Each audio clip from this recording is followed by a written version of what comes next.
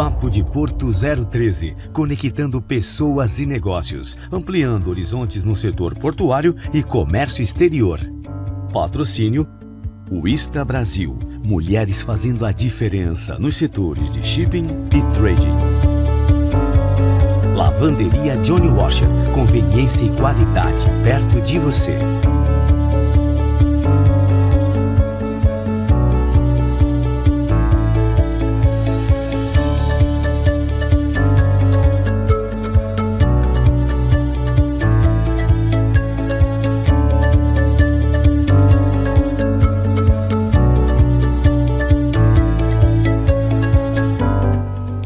Boa noite a todos, sejam muito bem-vindos a mais um programa Papo de Porto 013. Eu, Luiz Fabiano, serei seu anfitrião nesta próxima hora.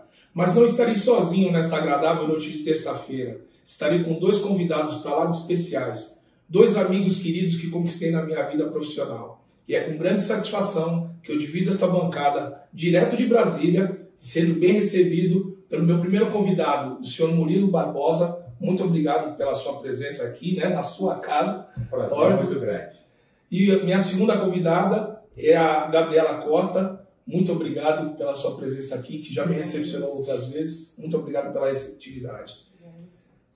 Trabalhando em pautas importantes, que a ATP sempre trabalha, a gente vai começar falando aqui da missão internacional que a ATP fez nos portos da Inglaterra. E eu queria que o senhor trouxesse, senhor Murilo, quais são as principais atividades que tem nos portos ingleses, já que os portos ingleses, mais de 70%, eles são terminais de uso privado.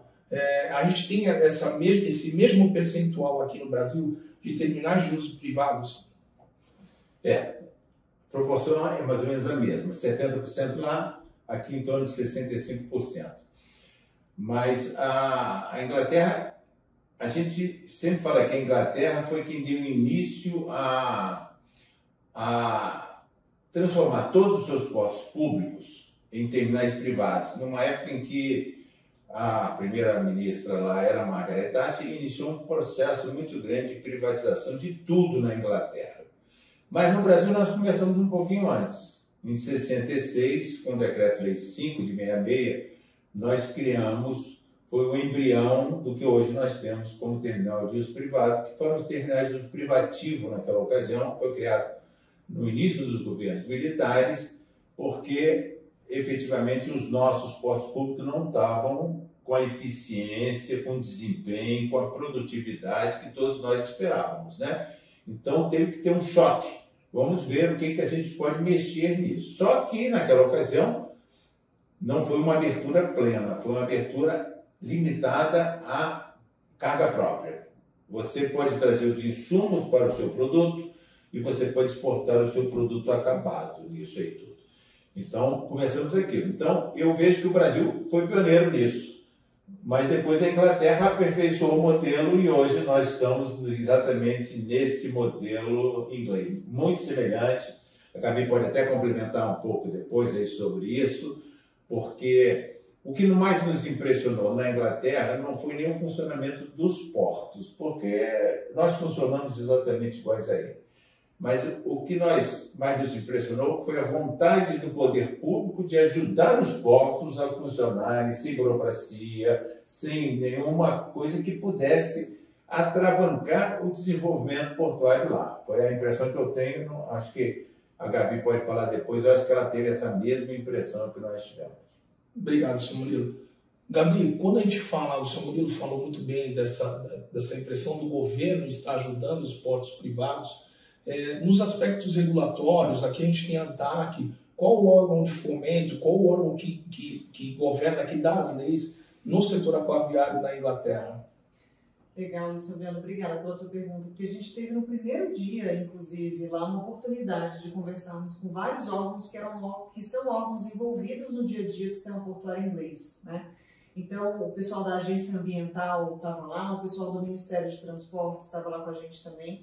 Eles não têm uma figura exatamente como a nossa de agência reguladora, mas o que a gente percebe, aí fazendo coro, a mesma percepção que o Almirante Murilo teve, é que todos os órgãos que estavam presentes ali têm uma certa simbiose com o porto, ou seja, eles trabalham de forma muito integrada porque entendem que realmente o porto ele é indutor do desenvolvimento econômico do país, né? E para isso eles sabem que precisam viabilizar investimentos, que precisam viabilizar as licenças em tempo adequado. Então a gente viu uma preocupação muito grande de todos os órgãos que tiveram presentes, né? E ali eu acho que quem faz um papel muito parecido com a agência reguladora aqui no Brasil é o Departamento de Transportes, né? Que tem responsável por fazer a política pública e dar as principais diretrizes do funcionamento do setor.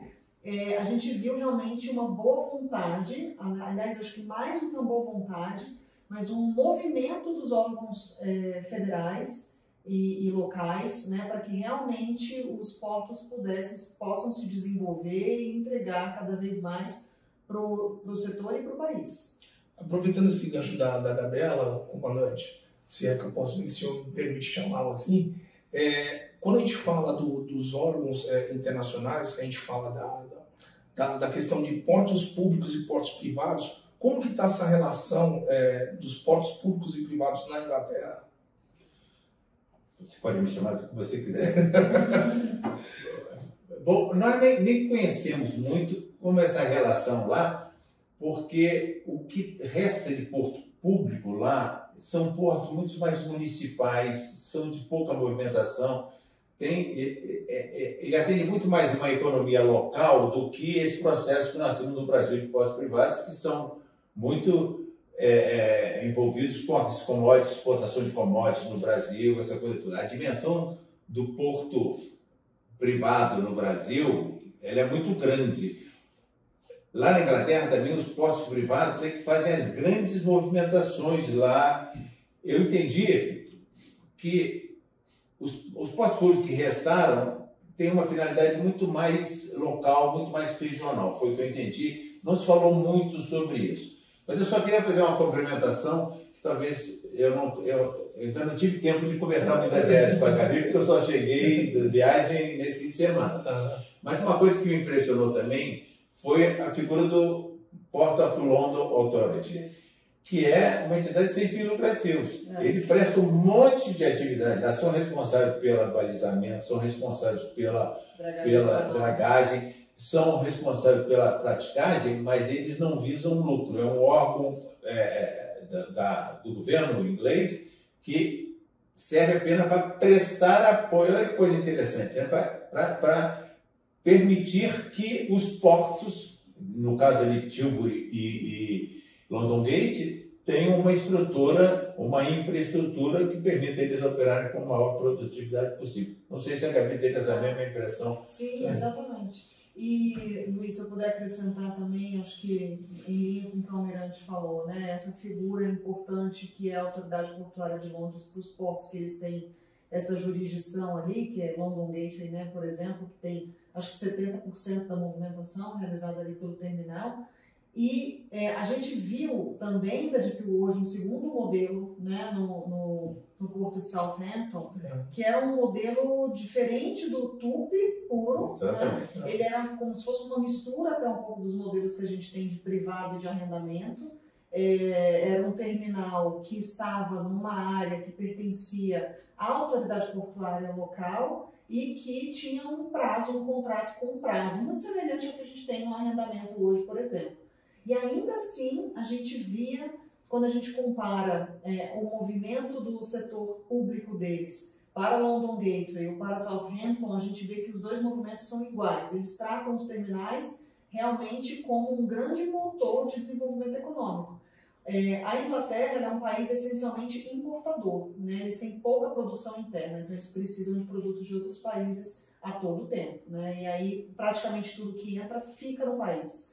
Então eles entendem a importância que tem em cada um daqueles portos para que realmente essas barreiras sejam rompidas e os produtos consigam, que as pessoas possam ter acesso a esses produtos. O movimento do governo é o mesmo, tanto para o privado quanto para esse outro modelo que é como se for um arrendamento. Duas questões, Gabi, vou aproveitar aqui que você falou isso. Qual o tempo de trâmite de todas as licenças na Inglaterra? Que aqui a gente tem um tempo de trâmite das licenças ambientais, operacionais, de instalação. Qual o tempo que tem lá para poder legalizar, em definitivo, um terminal? A gente fez essa pergunta lá para eles, na verdade, a resposta, infelizmente, também não é muito positiva. No primeiro momento, nós ficamos felizes, porque ele falou em coisa de 5 meses. Uma coisa muito... Mas depois, quando ele aprofundou no tema, o licenciamento ambiental é longo como aqui no Brasil. Eu já sabia disso. Na França, uma vez eu estive lá para licenciar o novo porto de Le Havre. Foram anos de discussões entre o meio ambiente dele para mitigar o máximo possível sobre isso. São processos demorados, o licenciamento ambiental mesmo, né? E nós também fomos surpreendidos por essa informação que ele falou em 4 anos, 5 anos, né? Que ele falou uma coisa. O licenciamento ambiental... Para o ponto como um todo, né? Então tá, nós estamos dentro do padrão do Brasil. Eu acho que essa questão do licenciamento ambiental, eu acho que, lógico, que a questão de prazo importa, né? A gente sabe que o timing do privado para investimento ele é necessário de ter uma atenção, né, com relação a isso, ele é imediato. Mas eu acho que o mais importante é assim, o porquê da demora, né? Eu não sei se as razões deles são as mesmas razões das nossas aqui. Então eu acho que o mais importante é a gente entender, e me parece que lá eles têm um olhar mais atento a isso, que é o equilíbrio entre as necessidades ambientais e o desenvolvimento econômico. Então eu acho que é isso que a gente precisa pensar em estar sempre equilibrado, né? Comandante, complementando um pouquinho. Pode complementar. A gente não para. Não, pode ser bate-bola. A previsibilidade é muito importante, tanto lá quanto aqui. E nós não temos isso hoje no Brasil. Tem um projeto de lei, que eu não sei o número agora, o Gabi talvez tenha de cabeça isso, que saiu da Câmara, foi para o Senado, teve lá muitos anos no Senado, muitos meses, não sei, mais de ano com certeza, em discussão, retornou para a Câmara agora, e ele cria previsibilidade, ele dá prazos. Isso para nós é muito importante. Para o empreendedor, ele sabe, não, vai ser 2 anos eu tenho essa resposta desse negócio. Né? Para ele, né, para ele poder fazer o negócio dele, ele precisa disso. O que não pode é o que acontece hoje no Brasil, vai um processo para lá, se alguém não gosta, é um problema meio polêmico, ele senta em cima e não solta esse processo. Você não sabe nem se é sim, nem se é não. Então, esse projeto de lei tentará corrigir essa grande imprevisibilidade que nós temos no Brasil. Comandante Murilo, quando a gente fala de arrendamentos portuários, aqui a gente tinha 25, renovação automática por mais 25, não é isso? E agora passou a ser 35 por mais 35 no Brasil. Não é bem 35, mas 35. Tanto é que o STS está sendo 25, né? Mas com máximo de 70. Né? Então, esse 70... que ele foi isso não era nem um tema de legislação a nível de lei, né? Era mais uma um infralegal que foi trazido pelo decreto 90/48, foi introduzido no decreto 80/33 o prazo de 70 anos que era de 50 anos, né? Agora eles querem botar isso na lei, 70 anos, é o que está sendo previsto nisso daí. Em alguns países, essa lei vai para 99 anos. A própria concessão do Porto de Santos anteriormente foi de 99 anos, né? Lá para o família, né? Foi de 99 anos. Eu acho, tinha uma teoria de um ex-amigo meu, um grande amigo meu, que morreu, que foi o Clítio, eu não sei se você chegou a conhecer. Eu vi lá em Santos. Ele defendia muito um sistema de que se tá atendendo o interesse público, vá prorrogando, né? Sem prazo. Ele cita que na Europa, em alguns países lá, funciona desse mesmo modelo. O que nós defendemos? Quanto maior o prazo, é melhor, né? Por planejamento de qualquer um. Quanto maior o prazo for ele, é mais fácil de você planejar, redução de custos, tudo isso é mais fácil, né? Então, nós somos inteiramente favoráveis aos 70 anos, talvez até mais se vier alguma coisa em cima desse aí. Porque no nosso caso, nós somos de 25, mas é prorrogado indefinidamente, né? Então, é mais ou menos... O senhor tocou num assunto bem crítico que a gente está tendo do STS 10, né, Gabriela? Que há a possibilidade de entrarem os armadores e verticalização e algumas pessoas não querem, né? Algumas entidades não querem que entre os armadores nesse leilão, né, público. E aí eu gostaria de saber da sua opinião, se você tem uma visão de que o jogo ele tem que ser aberto para todos, ou que tem que se criar regras restringindo alguns players que já têm, diga-se de passagem, terminais já consolidados no Brasil? A manifestação da ATP, que nós soltamos essa semana, né, deixa muito claro que a nossa opinião é a abertura total, né, do leilão. Nós somos uma associação que a gente defende livre concorrência, liberdade de preços, liberdade de iniciativa, então a gente não poderia nem ter uma manifestação em outro sentido, né? Lógico que isso é um arrendamento, não é o nosso core business aqui, né? Nós somos uma associação de terminais privados, mas a gente tem associados aqui que eventualmente poderiam, né, participar desse certame, e a gente já fez uma defesa nesse sentido pela liberdade total. O que a gente tem hoje, o cenário que a gente tem hoje foi uma manifestação da agência reguladora de que numa primeira fase os incumbentes, né, aqueles que já operam hoje no Porto de Santos, não poderiam participar dessa primeira fase, só poderiam entrar numa segunda caso não houvesse ganhador numa primeira fase do certame. E nós somos contrários a essa posição. A gente respeita muito a agência reguladora, a gente sabe das pessoas competentes que estão ali tomando as decisões, mas a gente entende que esse tipo de leilão, para que ele seja um leilão isonômico, ele precisa também preservar aquelas empresas que acreditaram no país, que já investiram antes, inclusive, no país, né? E a gente está falando agora do leilão do maior terminal de containers, né? já feito, numa área nobre, uma das últimas áreas do Porto de Santos a ser licitada. Então a gente entende que tem que ser igualdade de condições para todos, 100% aberto, não é isso, Mirante? É isso, e obviamente se a agência, uma vez indicado um vencedor, que seja já um que está em operação no Porto de Santos, se houver indício de uma predominância de mercado, né, como é que é o nome mesmo que a gente fala? É o poder dominante, né? O poder dominante lá dentro. Existe instrumento previsto na lei da criação da ANTAC que o CAD pode ser acionado. Cabe ao CAD fazer essa análise de quem vencer terá essa predominância de mercado dentro do Porto de Santos, né? Então nós somos favoráveis a isso e se o CAD em algum momento, se a ANTAC, o CAD virem que tal, tem que haver um poder dominante muito forte sendo criado dentro do Porto de Santos, faz análise e determina alguma coisa. Você tem que alienar uma parte do seu negócio, qualquer coisa para fazer isso. Corroborando com o que a Gabi falou, a gente não pode deixar de fora, nesse primeiro momento, praticamente os maiores operadores que estão dentro do mundo, né? Isso é injusto isso, né? Eles estão em Santos, né? Inclusive, né? O senhor falou da questão dos terminais, e há também um grande receio até do Porto de Santos, porque a gente está dentro do maior polo concentrador, né, de industrialização, que é o estado de São Paulo. E a gente tem a falta de berços, né, também para a operação de caixa público, né? Eu queria saber da opinião, lógico que vocês são terminais privados, tem um regime de autorização,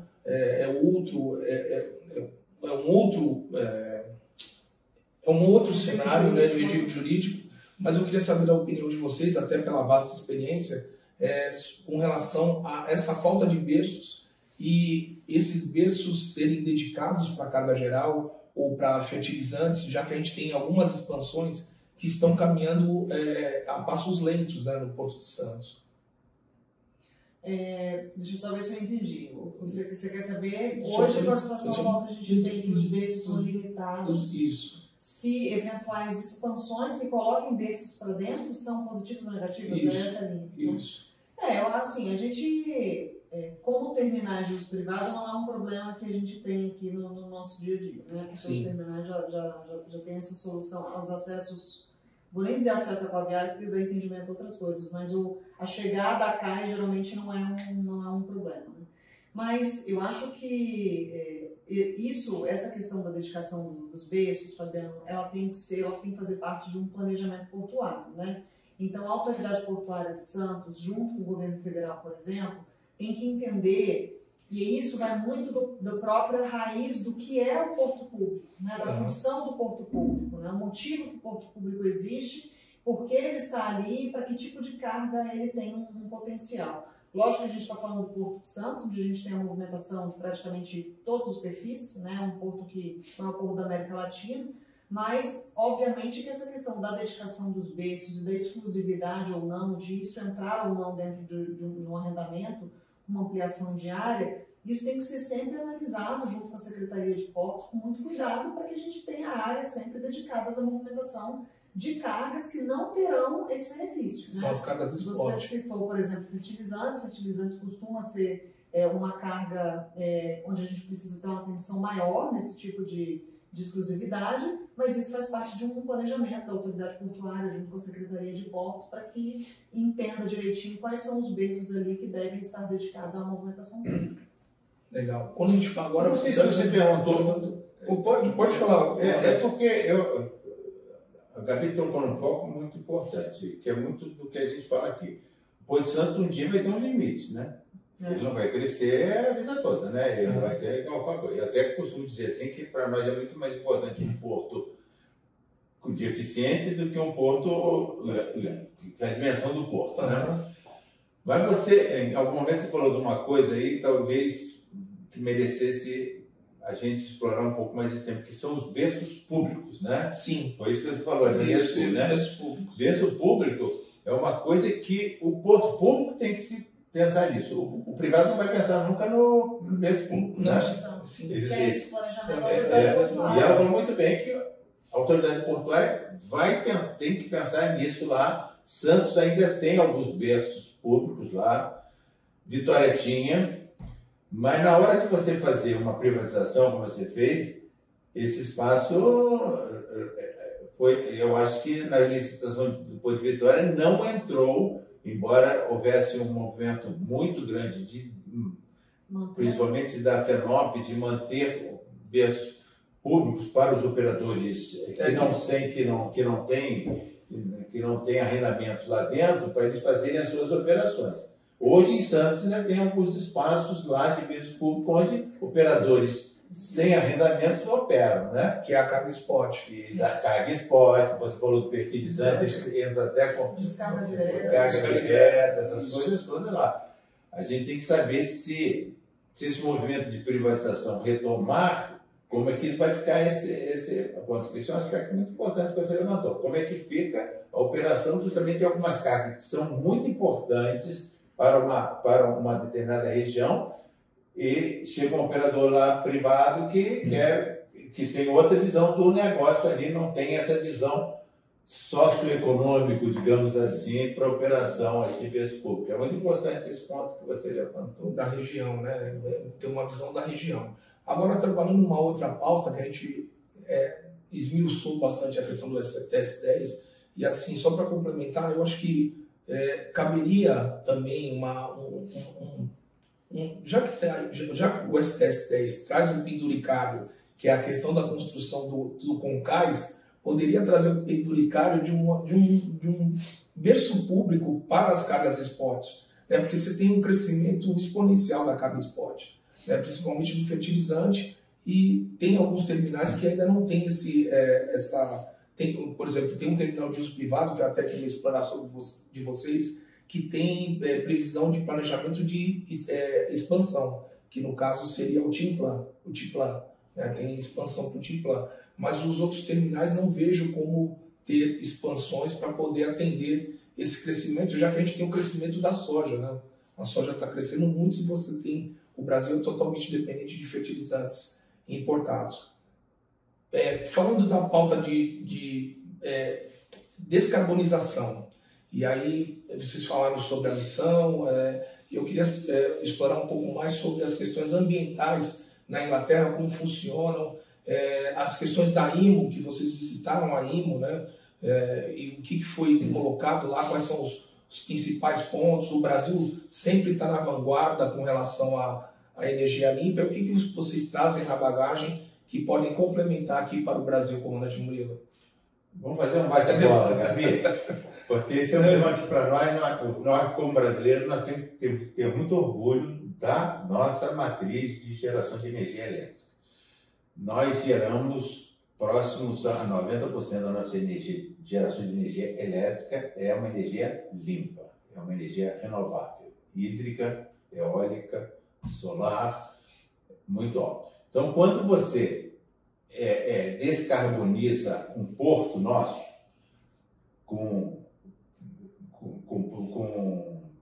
eletrificando os equipamentos, os caminhões, os guindastes, tudo mais, você efetivamente está contribuindo para a descarbonização. Nós temos vários países do mundo que estão descarbonizando o porto, mas a energia que está chegando lá é uma energia suja, é uma energia fóssil. A origem dela é fóssil, né? Então, a Inglaterra, ela tem geração de energia nuclear, que é uma energia limpa e tudo mais, mas ela não tem produção de energia hídrica lá. Então, ela pode trabalhar na descarbonização do porto, mas ela vai ter sempre ainda uma origem bastante de energia suja, né? Tudo isso. No Brasil, nós estamos caminhando para uma descarbonização da cadeia toda, né? Que é muito importante para nós, né? Então, eu acho que o Brasil está na frente sobre esse aspecto, eu não tenho dúvida sobre isso. Esqueci de alguma coisa aí, Cadê? Não, eu acho que foi interessante a nossa experiência lá, né, Almirante? Porque a gente viu que vários problemas que hoje a gente está enfrentando e tentando solucionar, trazendo oportunidades, né, dentro dessa descarbonização do setor, eles também encontram, né? Então, na nossa visita a Southampton, por exemplo, a gente, em determinado momento, começou a conversar um pouco com os professores lá sobre o OPS, né, o Onshore Power Supply, que é a possibilidade de você conectar um navio e, durante a estadia daquele navio, enquanto ele estiver atracado, ele poder desligar os motores e não ficar emitindo enquanto ele estiver parado ali. E eles também estão ainda com dificuldade, e veja essa dificuldade não só do fornecimento de energia, da rede de energia, né, do que a rede dá conta, inclusive, de aumentar para a conexão desses navios, mas também com relação às cadeias logísticas, né? Então, assim, eu recebo X navios. Desses navios, quantos hoje estão de fato preparados para um OPS? Vale o meu investimento neste momento nessa tecnologia? E a gente viu que nós estamos aqui no Brasil já com iniciativas, o Porto do Pecém nos falou, exemplo, né? Até falar um pouco dele. Provavelmente vai ser o primeiro terminal a ter o OPS instalado, funcionando, e com uma energia toda limpa. Eles fizeram uma licitação, o pessoal da Casa dos Ventos ganhou, e vai ser uma energia eólica, né? Ou seja, toda a energia do OPS vai ser fornecida pela energia eólica da Casa dos Ventos, que vai ser ligada, vai ter a possibilidade de ligar os navios. Mas, assim, esse trabalho, lógico que tem uma preocupação do terminal também de ser vanguardista nisso, mas os nossos terminais estão no momento em avaliar também, dentro da minha logística, quando vai valer a pena esse meu investimento. E essa é uma avaliação desafiadora, né, de você fazer. E aí, em linha com o que você perguntou, aproveitando, vou falar um pouquinho, que eu acho que o Almirante também tem muito para falar sobre isso, que foi o nosso último dia lá na IMO, né? E aí a avaliação dos terminais justamente desse momento. Se existe nesse momento uma determinação da IMO de descarbonização do setor marítimo, de que forma o terminal vai participar e quando? Eu acho que essa é a principal pergunta.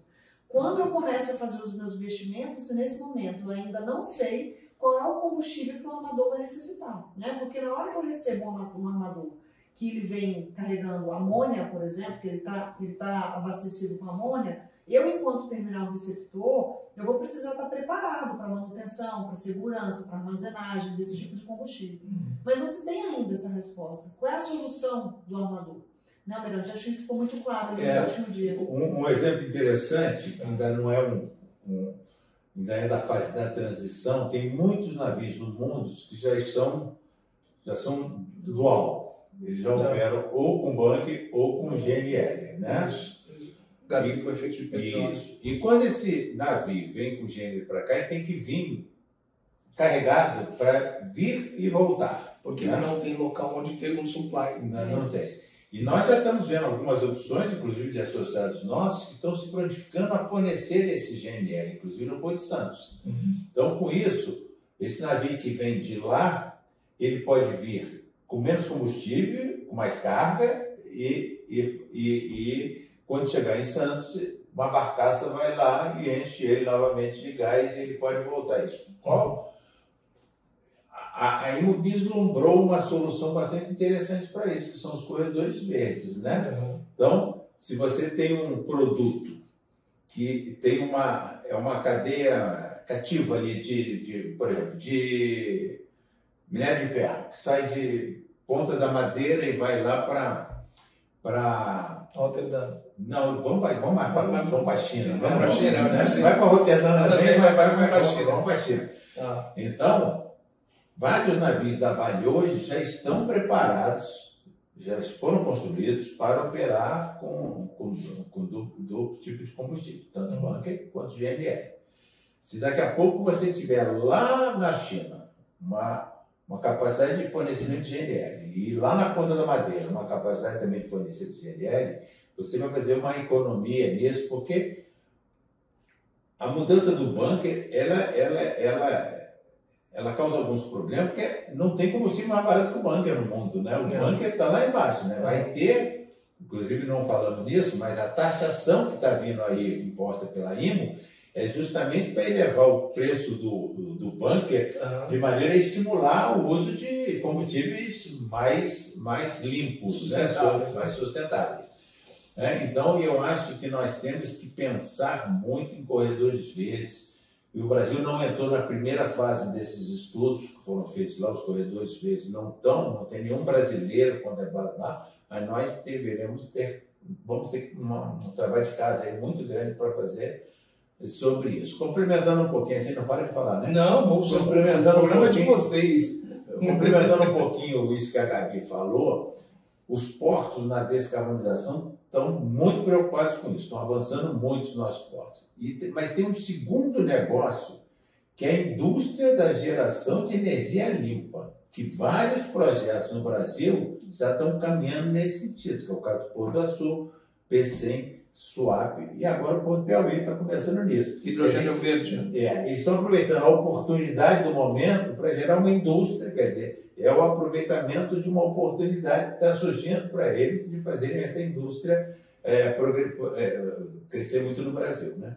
Quando você falou da IMO, da MEPC, né, do Maritime Environment Protection Committee, né, que trata da questão ambiental, o MSC, que é o Safety Committee, ele não entra nessa conversa, ele não dialoga, não conversa, porque isso, a segurança, ela impacta no meio ambiente. Num primeiro momento ele não entrou nessa conversa quando vocês visitaram a IMO, só foi tratado do meio ambiente? No dia da nossa conversa, como era uma apresentação dos últimos encaminhamentos da MEPC 83 para os nossos associados, a gente ficou muito focado realmente nos encaminhamentos desse momento, né? Mas eu acredito, sem dúvida nenhuma, que esses assuntos eles perpassam outros comitês ali dentro das discussões da IMO.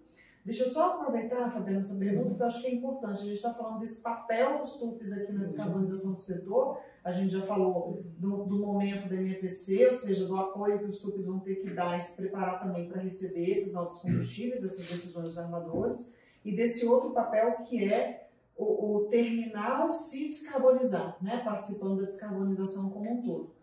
A gente tem agora o caso da APM Terminals, provavelmente deve entrar em operação com um terminal 100% eletrificado. A gente teve na Inglaterra, viu o terminal da Deepwater assim, né, funcionando 100%, de forma 100% elétrica, e é muito bacana a gente ver que a tecnologia que está sendo usada lá também vai chegar aqui em breve pelo terminal da APM. Mas tem quando a gente fala de descarbonização, acho que tem um ponto importante para a gente falar também, que é o equilíbrio da matriz de transporte. Né? Nós aqui, enquanto ATP, participamos de um estudo com a Boston Consulting Group e com a CCR, organizada aqui pela CNT, que é justamente entender hoje essa matriz de transporte no Brasil, que é tão rodoviária e que faz sentido hoje que seja assim pela construção histórica do nosso país, mas que se a gente pensa de fato em descarbonização do setor de transporte, isso em algum momento precisa mudar. Né? E é uma mudança muito pequena, né? A gente dentro desse estudo viu que se a gente passar hoje na participação aquaviária de 16% para 22% em 2050, a gente já vai ter uma matriz positiva muito mais equilibrada, muito mais descarbonizada, isso com um pequeno ajuste para o ferroviário e para o aquaviário. Então, eu acho que esse potencial que a gente tem de exploração do setor para descarbonização, ele passa também pela discussão de equilíbrio de matriz de transporte. Quando a gente fala de descarbonização, a gente não pode deixar de lembrar que esse ano a gente tem a COP30, né, Gabriela? e comandante Murilo. E aí eu queria saber de vocês com relação ao Arco Norte, né? O crescimento do Arco Norte. A gente teve aqui, eu fui ousado em pegar esse guia de boas práticas de vocês aqui, né? Eu achei bem interessante. Foi feito também um guia de boas práticas até do clima, só que não foi levado em consideração a questão das secas amazônicas, né? Então acho que teve que fazer um ajuste. E aí, aproveitando essa questão das secas amazônicas, o que pode ser feito para que o clima amazônico não seja tão afetado como ele está sendo afetado agora e que afeta principalmente a navegação e os investimentos em terminais? Que a ATP entende que seja bom para o negócio. Eu vou reduzir um pouquinho o arco norte, que você mencionou, e vou falar de um arco amazônico, que é o que a gente mais usa aqui, porque é aquele que é basicamente proveniente do rio Amazonas e do rio Pará. É a produção basicamente do norte do Mato Grosso, sobe por ali. Mas eu gosto muito de falar do rio Amazonas porque a navegação pelo rio Amazonas cresceu muito nos últimos tempos, muito influenciado pela movimentação dos grãos, exportação dos grãos. Mas aquilo ali, nós não podemos nunca nos esquecer que o rio Amazonas tem outro papel muito importante no desenvolvimento da região norte, principalmente do norte ocidental. Porque a Zona Franca de Manaus, ela faz praticamente toda a sua importação de insumos e a exportação dos produtos acabados pelo rio Amazonas. Todo o combustível que ilumina a região norte toda entra pela foz do rio Amazonas, né? Então, o papel é muito importante. Só para você ter ideia, nesse ano passado, 50 milhões de toneladas foi a movimentação pela Barra Norte, né, que ali a foz do rio Amazonas colado ao Amapá. Então, nós temos, de alguma maneira, pensar nisso. Quando a gente fala em seca, nós já tivemos outras secas há muitos anos atrás, tão severas quanto essa agora. Nós temos que estar preparados para ela, né? E parece que agora nós estamos acordando, e a concessão dos rios vai deixar com que as barcaças não parem de operar como aconteceu ano passado. Ano passado nós tivemos paralisações no Rio Tapajós, nós tivemos, eu não sei se chegou paralisação plena, mas o Rio Madeira também sofreu muito, e tivemos uma paralisação total também no Paraguai e Paraná, que é lá para o lado, mas também é influenciado por isso. Mas tudo isso que sai para exportação chega de insumos de conteneiros para a Zona Franca de Manaus e chega de combustível também, tudo passa pelo rio Amazonas. E na Barra Norte nós também temos problemas de calado. E eu falo isso aqui, aproveitei para pegar um gancho, porque é uma coisa que a ATP defende há muitos anos, que nós temos que fazer estudos muito profundos na Barra Norte do rio Amazonas, porque nós temos que aumentar o nosso calado de operação lá na Barra Norte. Isso é muito importante, porque a carga que sai lá de grãos dali, ela vai para Rotterdam, mas ela vai para a China também, né? Então, você tem navios que saem dali com frete morto, eles não conseguem carregar completamente justamente por essa Barra Norte. Então, nós também, além da seca influenciar lá, a Barra Norte também é um pouco influenciada por isso lá. E tem outros pontos no Rio Amazonas que também influenciam a navegação dos grandes navios, né? Dos navios de longo curso de cabotagem, principalmente ali pela foz do Rio Madeira, que nós temos ali alguns pontos que também tem que entrar no nosso planejamento aí para ter uma dragagem efetiva, contínua, rotineira, para que a seca venha, talvez afete um pouquinho, mas nunca paralise a navegação como nós sofremos nesses 2 últimos anos. Ano passado, inclusive, não tivemos a crise, porque por iniciativa dos 2 operadores de contêiner do Porto de Manaus, eles fizeram estações flutuantes próximas de Itacoatiara, que eles faziam o transbordo da carga ali para levar lá. Foi uma iniciativa totalmente privada, obviamente que os órgãos públicos apoiaram aquilo de uma maneira muito rápida, quer dizer, não houve nenhum atraso nisso, Então, nós criamos, ano passado, 2 pontos de transbordo ali próximo a Itacoatiara que permitiram não paralisar, como tinha sido paralisado no ano anterior. Em 2023, nós tivemos uma paralisação total de containers por mais de mês. Cerca de 45 dias, mais ou menos, ficou parado. Esse ano ano passado já não aconteceu isso, e esse ano nós estamos preparados para isso. Nós sabemos as soluções, nós temos é que o governo efetivamente agir a tempo para evitar isso. Hoje nós estamos com um problema, estou falando demais, né? Não, pode falar. Hoje nós temos um problema muito sério, que o Ministério Público está nos atrapalhando na dragagem do Rio Tapajós. Não tem sentido nenhum. Você precisa dragar 4 pontos lá, que são, digamos, altos fundos que atrapalham ali. Porque a barcaça precisa de 3 metros, 2,5 metros para navegar. Quer dizer, não é nada.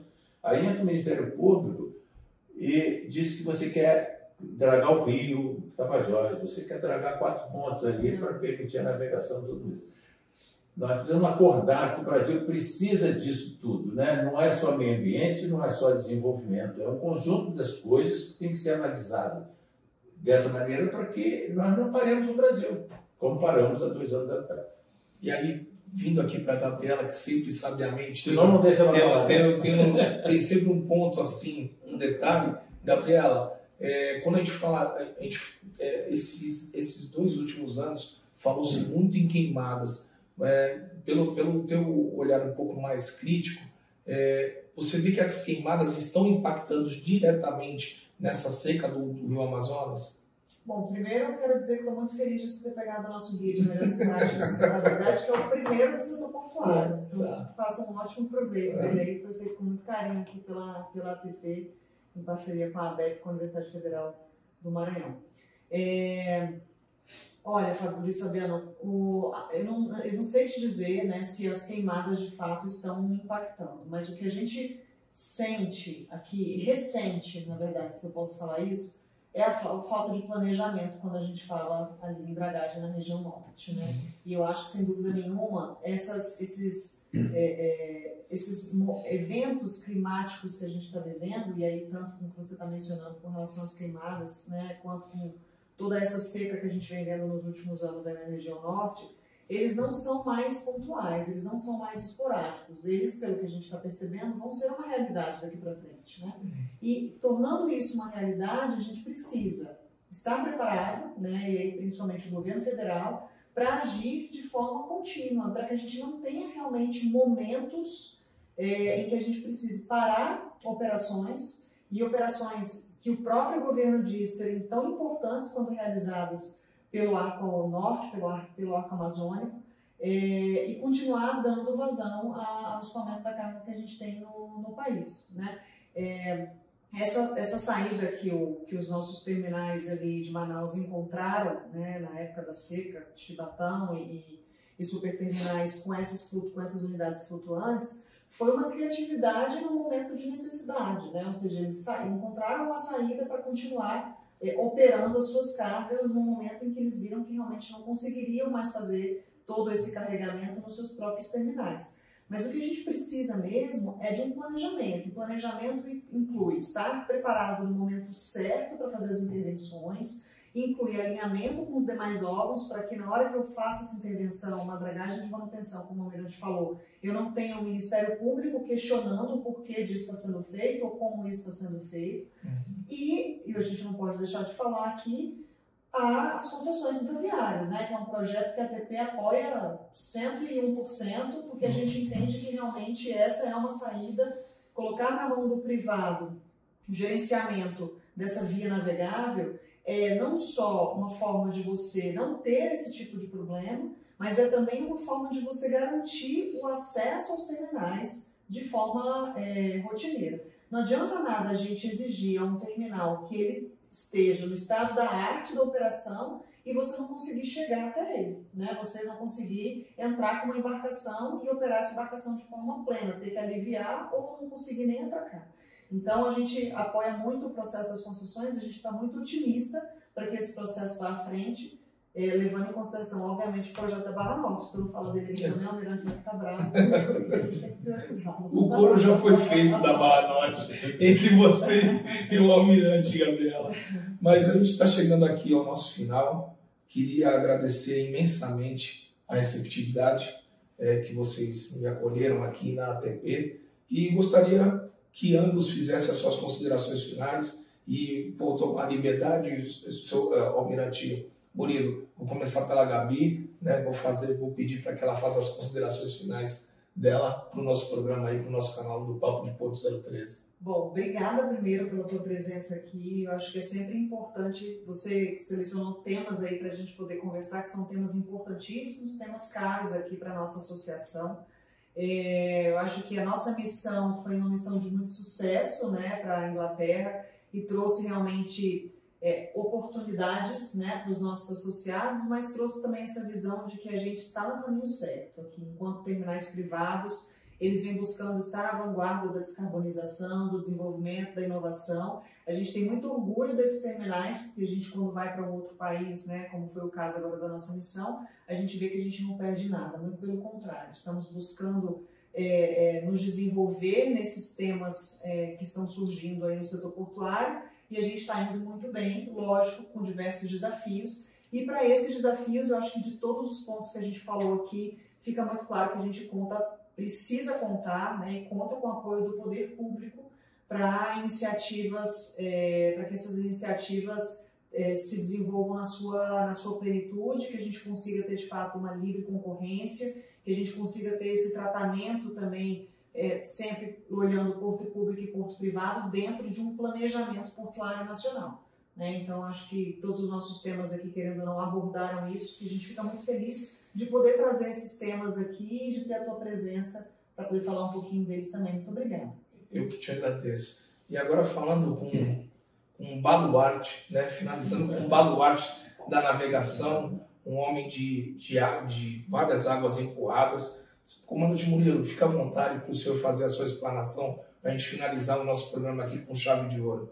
Primeiro, eu quero fazer coro ao que a Gabi já falou. Primeiro, que nós ficamos muito felizes com a sua presença aqui. A porta estará sempre aberta, sempre que você tiver algum tema que queira discutir com a gente, estamos aqui, eu e Gabi, disponíveis o tempo que você quiser para conversar sobre esse assunto.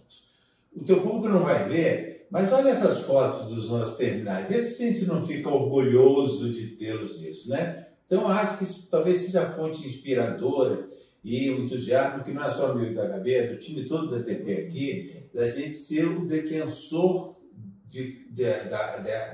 dos interesses de todos esses terminais. Mas, mais do que isso, a ATP tem outros propósitos que trabalham intensamente nisso. E um deles, que é muito importante, é o desenvolvimento nacional. A Barra Norte é um exemplo disso.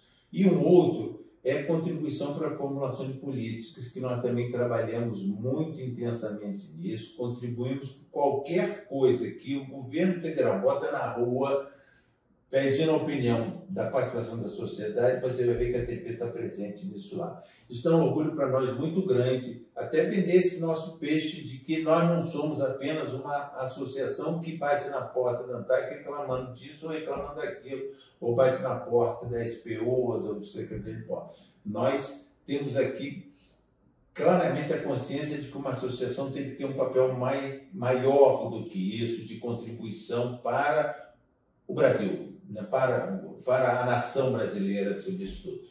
Então, fico muito feliz de poder, nesse breve, curto tempo aqui de falar um pouquinho do que nós fazemos, do que nós pensamos e a missão, as missões que nós fazemos no exterior, já é a segunda, fomos pioneiros entre as associações em fazer essa missão, ela dá um retorno muito positivo, mas antes de tudo ela mostra que nós não estamos de maneira nenhuma atrasados em nada. O estado da arte dos portos brasileiros, ele está a nível internacional. E nessa viagem também, nessas missões, nós temos a oportunidade de fazer alguns convites de autoridades que trabalham conosco em várias. Então, esse ambiente que se cria lá de uma semana é extremamente positivo para que cada um conheça as preocupações dos outros sobre isso. Então, eu acho que a viagem foi um sucesso total. Legal, comandante Murilo. E para quem quiser acompanhar no nosso canal no YouTube, é @Papo de Porto 013 e a nossa página no Instagram é @Papo de Porto 013. Desejo a todos uma semana de vitórias, que Deus agracie a vida de todos vocês. O meu muito obrigado, um grande abraço e fiquem com Deus.